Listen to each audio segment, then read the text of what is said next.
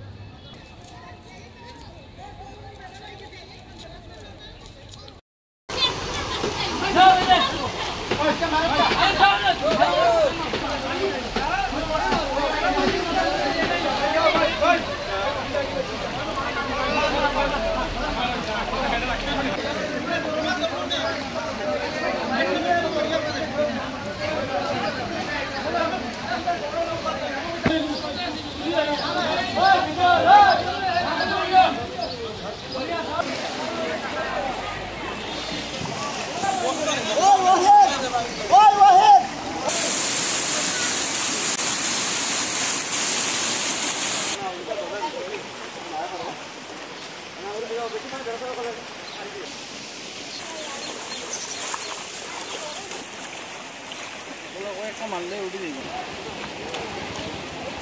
হ্যাঁ তুই আমার কথা হইও না আমারে ক্ষতিটা আছে